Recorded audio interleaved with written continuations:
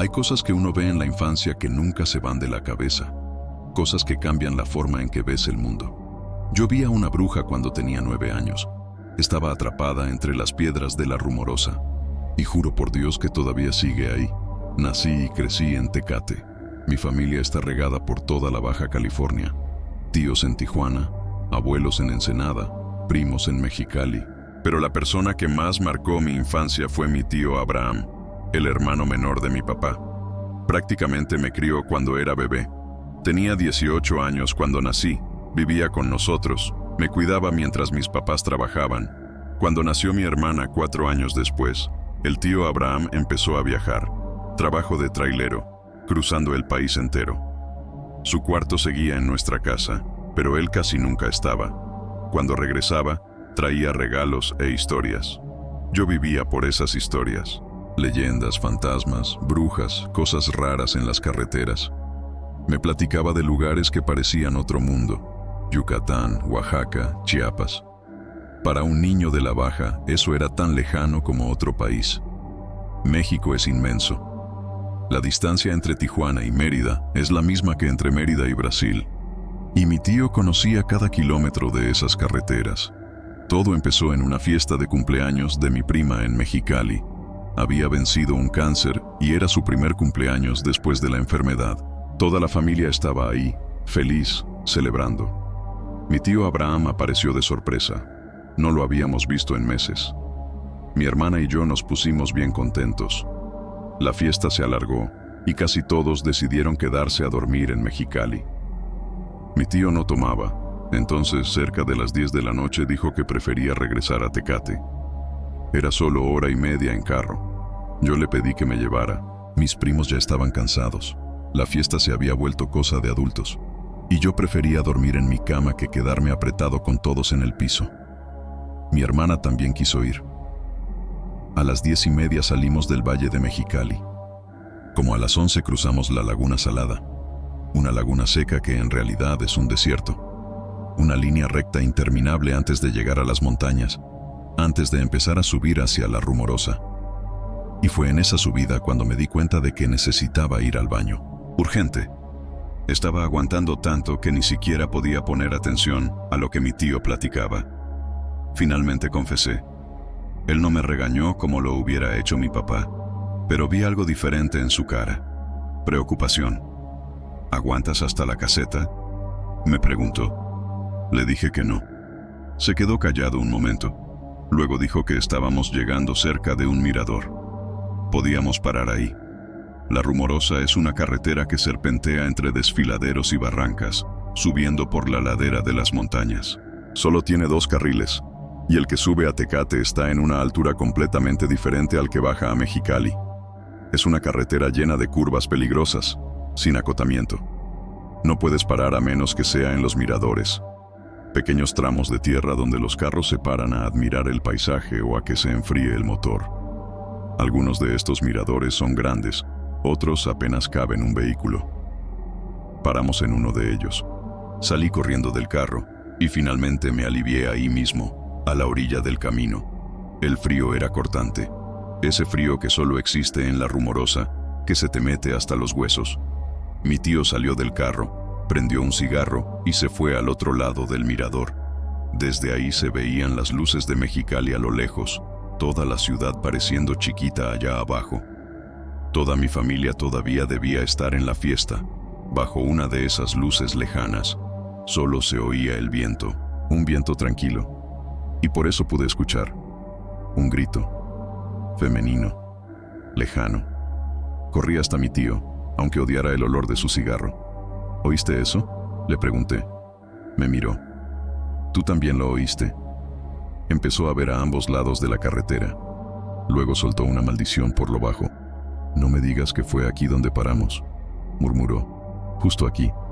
Miró hacia el desfiladero. Acabamos justo en este pinche saliente. ¡Qué mala suerte! Le pregunté qué quería decir. Me miró fijamente. Analizó mi cara como si estuviera decidiendo algo. ¿Las brujas te asustan?, me preguntó. Moví la cabeza.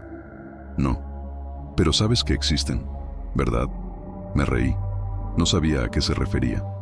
Las brujas para mí eran la señora que vivía en mi calle y hacía tés raros, o aquella que mi mamá visitaba para conseguir pulseras contra el mal de ojo, o las brujas de las películas, las malvadas de los cuentos de hadas. «Te estoy preguntando», dijo mi tío, «¿por qué hay una bruja allá abajo en ese desfiladero?» Sentí que se me helaba el estómago. Está atrapada entre las rocas. No sé cómo pasó. Algunos dicen que la agarró la luz del día. Un trailero que conocí me dijo que probablemente alguien encontró sus piernas. Dicen que se las quitan para convertirse en animales y hacer maldades. Alguien escondió sus piernas y por eso quedó atrapada ahí para siempre. Pero nadie sabe a ciencia cierta. Lo único seguro es que está allá abajo. Estaba más nervioso que asustado. Pensé que me estaba poniendo a prueba. «No tengo miedo», le dije. «Quiero verla». Mi tío se puso serio. «Lo bueno de saber que existen es que sabes que el mal es real. Y también te das cuenta de que Dios existe, que solo Él puede protegernos de lo que hay en este mundo». Miró hacia el desfiladero. Yo no creía en nada hasta verla. «Si quieres, podemos acercarnos un poco más. No tan cerca como para que nos alcance, pero lo suficiente para que la veas de lejos. ¿Te animas?». Le dije que sí. Mi hermana todavía dormía en el carro. Mi tío cerró las puertas con seguro y me dijo que lo siguiera con mucho cuidado. Empezó a bajar entre las piedras. No había forma de caminar. Tenías que brincar de una roca a otra. Y entonces lo escuché de nuevo. Ese grito, más cerca. Mi tío se detuvo. Le pregunté si estaba bromeando, si esto era una broma. Él simplemente se apoyó en una piedra grande. Me hizo señal de que me quedara callado y señaló hacia abajo, a la derecha. Me agaché a su lado. Estaba muy oscuro, pero vi. Allá abajo había una mujer vestida de negro. Movía un brazo de forma extraña, mecánica, como un robot. Cuando mis ojos se acostumbraron a la oscuridad, vi que su cuerpo parecía estar reseco, como si estuviera empezando a descomponerse. Volteó la cabeza en nuestra dirección. Estoy completamente seguro de que volteó la cabeza y nos vio. Me levanté y corrí. Brinqué entre las piedras con una desesperación que nunca había sentido. Llegué a una roca que no podía escalar, era muy alta, y empecé a llorar. Estaba aterrado. Sentí a mi tío agarrarme de los tobillos y empujarme hacia arriba. Llegué al carro sin aliento, temblando, congelándome. No podía creer lo que había visto. Aunque era niño, me negaba a creerlo. Eso no podía ser real. Mi mamá siempre decía que las brujas no existían, que eran solo historias. Mi tío se subió al carro y me miró con culpa. Creo que se arrepintió de haberme mostrado eso.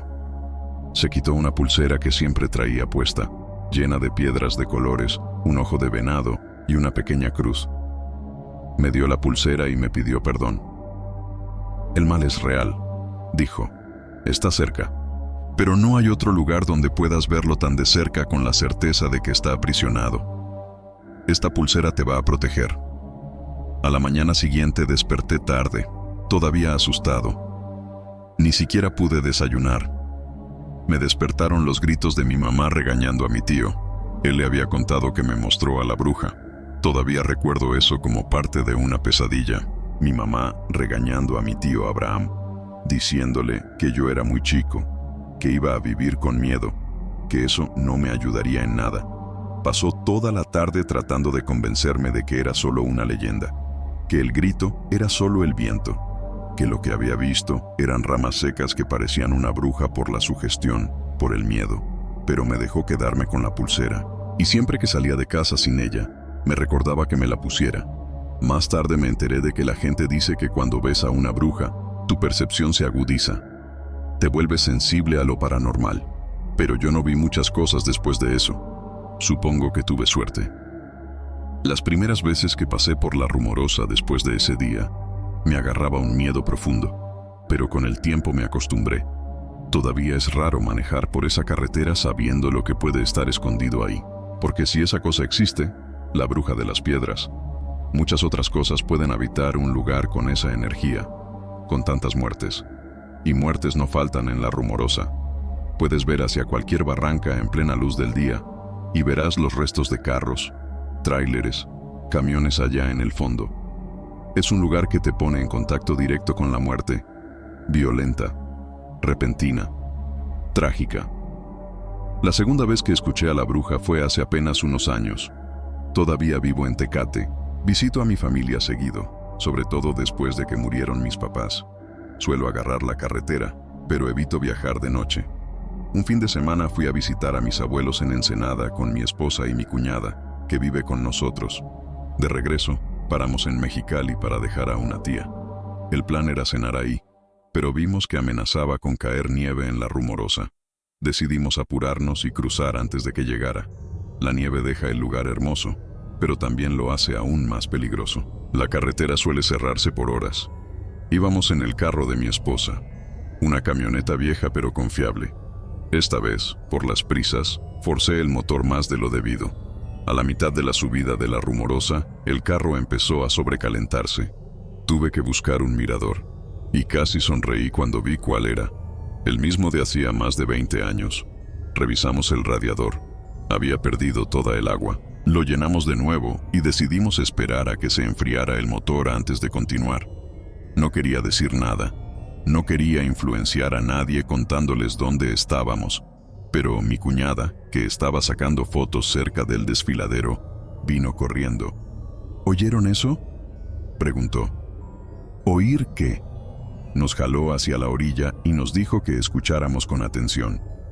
Escuchen el viento. ¡Qué sonido tan horrible! Parece película de terror. Yo ya le había contado la historia de la bruja a mi esposa varias veces. Me miró y asintió, uniendo las piezas. «No me digas que está aquí», dijo mi esposa. Bajé hasta una piedra y señalé hacia abajo, al lugar donde la bruja todavía debía estar atrapada. Todo parecía exactamente igual, ni los derrumbes habían cambiado nada. Escuché a mi esposa contándole a su hermana sobre la leyenda de la bruja atrapada entre las piedras, condenada a quedarse ahí para siempre, incapaz de morir. Mi cuñada se rió. Dijo que no creía en eso. Ella cree en fantasmas, pero las brujas le parecen ridículas. Fue en ese momento cuando lo escuchamos. Un lamento muy cercano. Casi como si algo estuviera subiendo en nuestra dirección. Sin decir una palabra, todos corrimos al carro. Cerré el cofre y encendí el motor, olvidándome completamente de dejarlo enfriar. Aunque hayan pasado tantos años, todavía uso la misma pulsera de protección. Mi cuñada compartió lo que pasó con unas amigas. Me dijo que varias fueron hasta allá después para verificar. Y sí, la oyeron. Una de ellas hasta la grabó. No sé qué es esa cosa atrapada entre las piedras de la Rumorosa. No sé si realmente es una bruja o algo peor.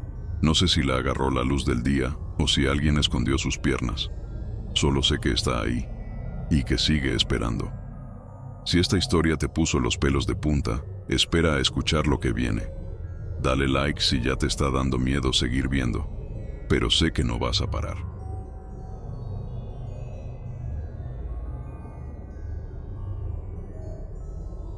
La cosa que vino a buscar lo que le debían. Hay cosas que uno nunca olvida, por más que lo intente. Aquella noche en la casa de los abuelos fue una de ellas. Yo vi algo que no debería existir. Algo que me hizo cuestionar todo lo que creía saber sobre el mundo. Y lo peor es que, hasta el día de hoy, no sé qué era lo que ella realmente quería. Siempre le dijimos la casa de los abuelos, incluso después de que murieran. Quedaba en Las Culebras, un pueblito olvidado en Guasave, Sinaloa, donde el silencio de la noche es tan denso que parece que el mundo entero desapareció. La casa estaba abandonada, las paredes descascaradas, el jardín tomado por monte seco. Pero era nuestra. Era el único lugar donde la familia todavía se juntaba, una vez al año, en el aniversario de bodas de mis abuelos. No sé por qué insistíamos en mantener esa tradición. Tal vez era una forma de no dejarlos morir del todo. Tal vez era solo terquedad, pero todos iban. Mis tíos, mis primos, todos regados por Sinaloa y Sonora. Y por un fin de semana, aquella casa volvía a tener vida. Yo crecí pasando veranos ahí. Recuerdo el olor a tierra mojada cuando llovía, el ruido de los grillos en la noche, la sensación de seguridad que sentía al dormir en esos cuartos viejos. Pero después de que mis abuelos murieron, la casa cambió. Ya no era la misma. Quedó demasiado vacía. demasiado quieta, como si estuviera esperando algo. El único que parecía seguir cuidándola era el perro negro. Era enorme. Un perro callejero de pelo áspero y oscuro, lleno de cicatrices de pleitos con otros perros. Cuando mis abuelos vivían, dormía en el portal, vigilaba la casa, le ladraba a cualquier cosa extraña. Después de que murieron, unos vecinos que vivían unas cuadras más allá lo adoptaron. Pero cada vez que llegábamos para las reuniones, él aparecía, como si supiera, como si sintiera nuestro olor en la carretera, y se quedaba ahí, durmiendo frente a la puerta, como siempre lo hizo.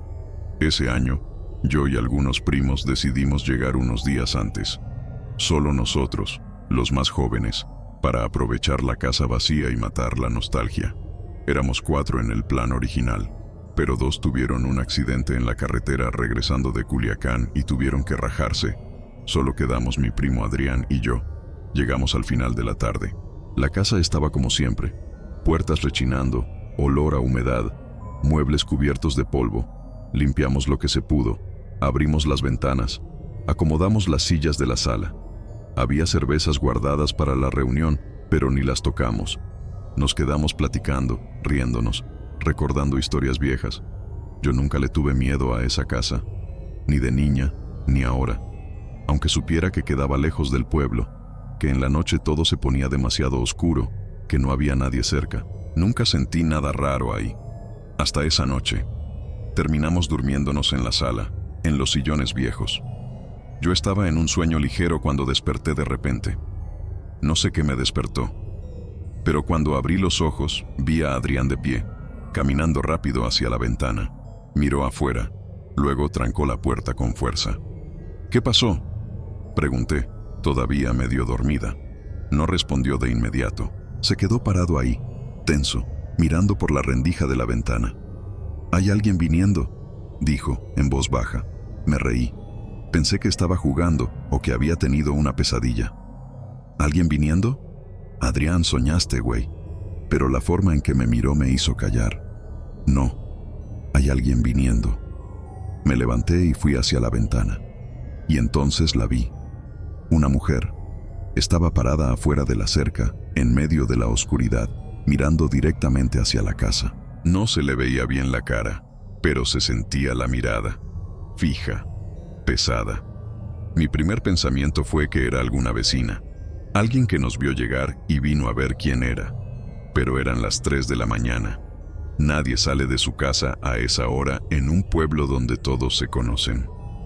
Nadie se queda mirando la casa de otros en plena madrugada. Levantó la mano y saludó. Un saludo lento, deliberado.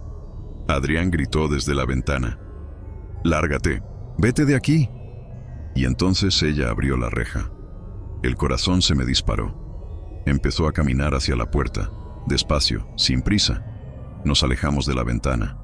Y entonces escuchamos su voz. «Déjenme entrar. Solo vine a buscar algo». La voz era extraña. No era fuerte, pero atravesaba las paredes como si estuviera junto a nosotros. «Aquí no hay nada», grité, tratando de mantener la voz firme. «Vete. Es algo que sus abuelos me deben», respondió más cerca ahora. «Voy a entrar». Adrián me miró y vi miedo en sus ojos. Miedo de verdad. «Tranca todo», dijo. Corrimos hacia la cocina. Trancamos la puerta de atrás, pero entonces escuchamos pasos. Ella estaba yendo hacia la parte de atrás de la casa. Fue cuando Adrián tuvo la idea. Volvió corriendo a la ventana del frente, abrió una rendija y empezó a silbar. Fuerte, insistente. No entendí de inmediato, pero entonces escuché un ladrido, distante, profundo. El perro negro. Como no habíamos hecho ruido, no sabía que había gente en la casa, pero ahora lo sabía. Vino corriendo. Escuché las patas golpeando la tierra, el gruñido creciendo, y entonces explotó en ladridos furiosos. Afuera, algo estaba pasando. No eran sonidos de pelea normales. No era la mujer gritando o corriendo. Era un ruido seco, extraño, como si algo pesado estuviera resistiendo, como si lo que sea que estuviera afuera no fuera humano. Y entonces, silencio. El perro negro se quedó parado frente a la puerta, con el pelo todo erizado. mirando hacia la oscuridad. Esperamos. Minutos que parecieron horas. Hasta que Adrián abrió la puerta. El perro entró. Nunca había entrado a esa casa, pero esta vez entró y se quedó ahí, parado frente a la puerta, vigilando. Solo entonces pude respirar bien. Nos quedamos sentados en el piso, en silencio. El perro no se movió en toda la noche. Se quedó ahí, inmóvil, mirando afuera. Fue casi amaneciendo cuando volvió a ladrar. Adrián y yo nos levantamos despacio y fuimos hacia la ventana.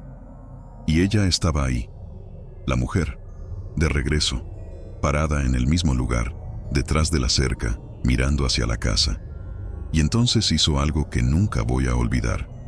Se levantó el vestido, despacio, como si quisiera que viéramos, y lo que vi me hizo quedarme paralizada. No eran piernas humanas, eran patas de animal, oscuras, peludas, chuecas, como patas de chivo, solo hasta la rodilla. Después de eso el vestido cubría el resto. No podía respirar. Adrián me apretó el brazo con tanta fuerza que dolió. Bajó el vestido, y entonces sacó algo de atrás de su espalda, unas tijeras, enormes, oxidadas. Levantó las tijeras en el aire e hizo un movimiento brusco, como si estuviera cortando algo invisible, y se quedó ahí, parada, mirándonos, hasta que el sol empezó a salir. Solo entonces se volteó y se fue, despacio, desapareciendo en la oscuridad que todavía quedaba. Cuando los otros primos llegaron al día siguiente, les contamos todo. Nadie nos creyó bien. Pensaron que habíamos tomado o que era broma. Pero no era. Les preguntamos a los papás, a los tíos. Nadie nunca había visto nada parecido. Nadie sabía de ninguna historia así en esa casa. Ya pasaron 8 años. Ella nunca volvió a aparecer. Pero nadie de la familia se atreve a ir ahí solo. Y cada vez que hablamos de la casa de los abuelos, sabemos exactamente de qué estamos hablando. De esa cosa que vino a las 3 de la mañana. De esa cosa que quería algo que mis abuelos le debían. Y el perro negro ya no está aquí para protegernos. Murió 2 años después de esa noche. De viejo, dijeron. Pero yo sé que nos salvó. Y sé que, si esa cosa regresa, no va a haber nadie para defendernos. A veces, despierto de madrugada y me quedo pensando, ¿qué quería? ¿Qué le debían mis abuelos? ¿Y por qué nunca volvió? Pero la peor pregunta es otra.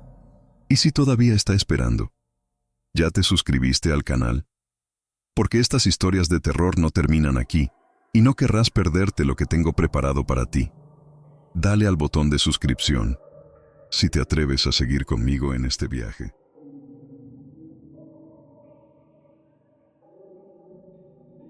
El círculo de oración. Hay lugares donde la fe te protege, y hay otros donde te vuelve demasiado visible. Mi abuela lo descubrió de la peor manera posible, y yo estaba ahí la noche en que todo pasó. Me llamo Mariana. Tengo 32 años ahorita, pero cuando esta historia empieza, apenas tenía 11. Vivíamos en Chihuapan, un pueblo chico cerca de Catemaco, en Veracruz. La casa era grande, vieja, siempre perteneció a mis abuelos. Tenía un patio enorme con árboles frutales y un portón de fierro que rechinaba cuando soplaba el viento. Mi abuela era católica de las de verdad, de esas que rezaban el rosario todos los días, que iban a misa aunque el padre fuera un latoso. Pero tenía algo más, algo de lo que nadie hablaba abiertamente, pero que todos sabían. Ella veía cosas, sentía cosas, y cuando alguna mujer del pueblo aparecía con la mirada perdida, diciendo que su casa estaba pesada, o que el niño ya no dormía, era a mi abuela a quien buscaban. Formaba parte de un grupo de oración, 6 mujeres en total. Se reunían en la casa de doña Lupita, una señora como de 60 años, delgada, con manos finas y ojos muy claros. Mi abuela decía que doña Lupita había sido rica, que vivía en una casota con muebles importados, pero que un día dejó todo. Se mudó a una casita sencilla en medio de un terreno lleno de plantas medicinales. Nunca explicó por qué. Nomás dijo que ahí era donde tenía que estar. Ellas no rezaban solo por el pueblo. Rezaban por gente lejana, por enfermos que nunca habían visto, por casas donde nunca habían puesto un pie. Mi abuela decía que el grupo tenía un don. que Dios les permitía llegar a donde el cuerpo no podía ir, que podían viajar en espíritu. Yo no entendía bien qué significaba eso, pero veía cuando mi abuela regresaba de esas reuniones. Sudaba frío, a veces lloraba, a veces se reía bajito, como si hubiera visto algo bonito. Otras veces se quedaba callada por horas. Doña Lupita era la líder. Era ella quien viajaba primero, quien iba más lejos. Mi abuela decía que algún día también sería capaz de hacer lo mismo, que estaba siendo preparada, pero que todavía no estaba lista, que necesitaba aprender a no tener miedo. Fue una noche de julio cuando todo cambió. Era época de vacaciones. Yo estaba en la casa cuando vi llegar a doña Lupita acompañada de 2 mujeres del grupo y de una desconocida.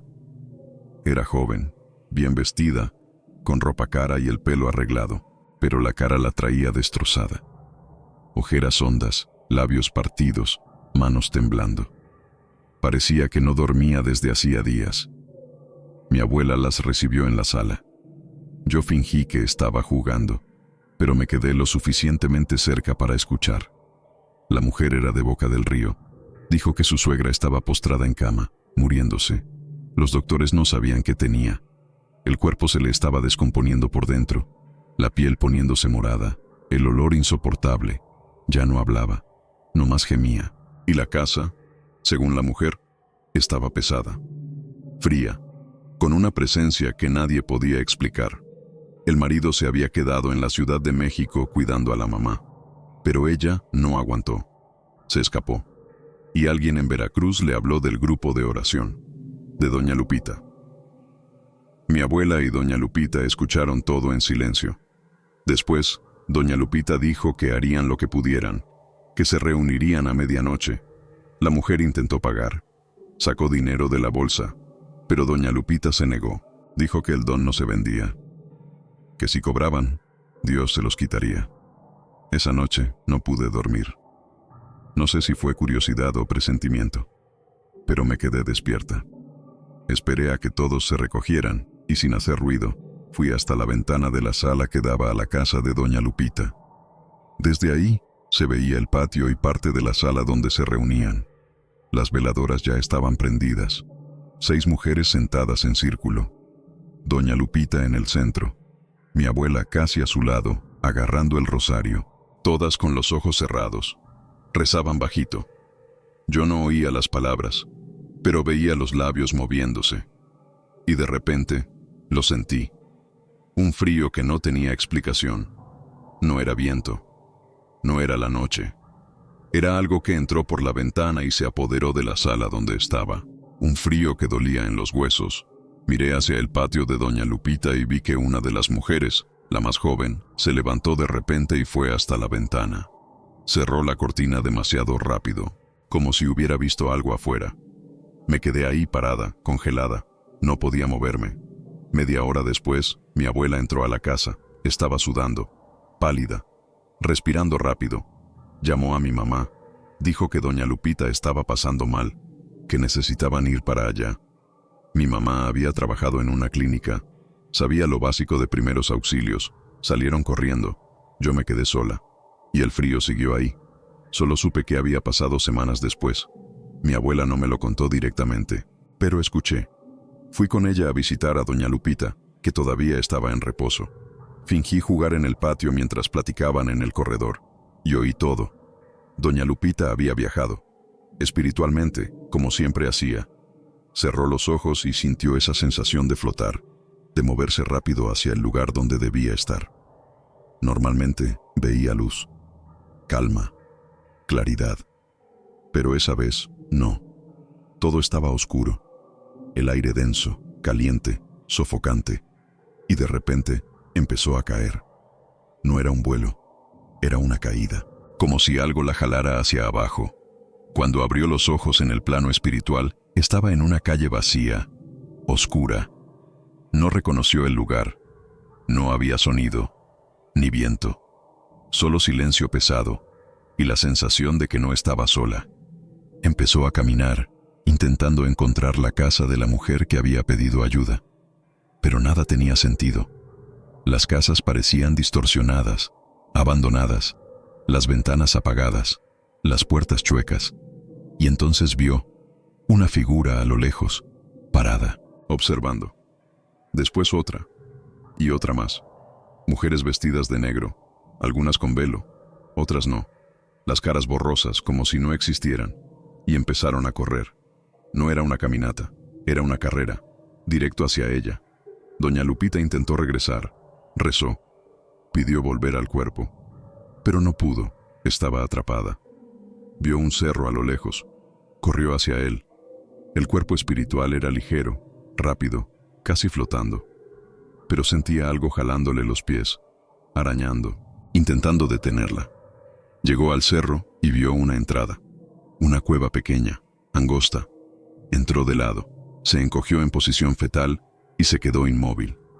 Las figuras pasaron, oía los pasos, las voces.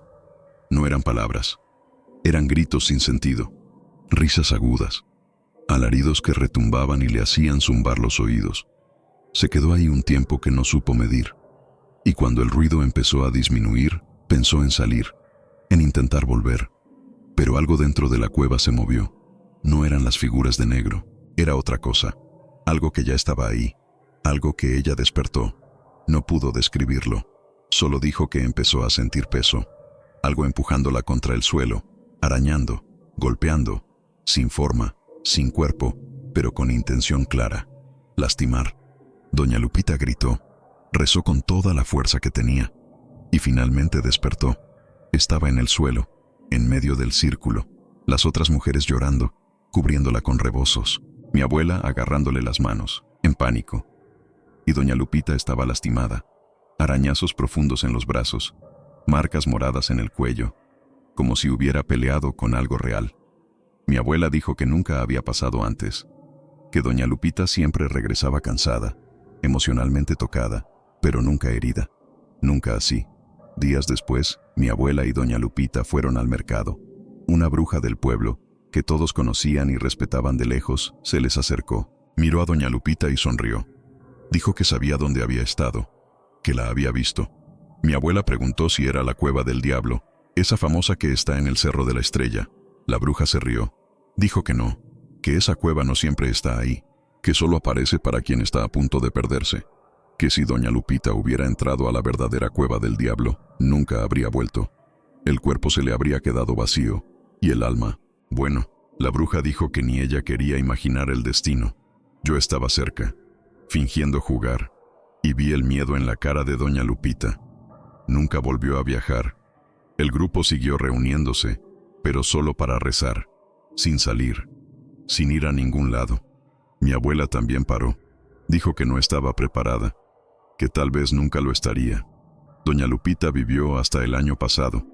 Mi abuela murió en 2019. Yo soy la última persona viva que sabe esta historia. Y por mucho tiempo pensé en nunca contarla, en dejar que muriera conmigo. Pero hay noches en que despierto sudando frío. Hay noches en que siento ese mismo frío que sentí en esa ventana. Y sé que, en algún lugar, esa cueva sigue ahí, esperando. No por doña Lupita, no por mi abuela, sino por alguien. Y tengo miedo de que, algún día, sea por mí. Si llegaste hasta aquí es porque eres de los valientes. Comparte este video con ese amigo que también le gusta lo paranormal, o con el que quieras asustar esta noche. Y activa la campanita para que no te pierdas ni un solo relato de terror.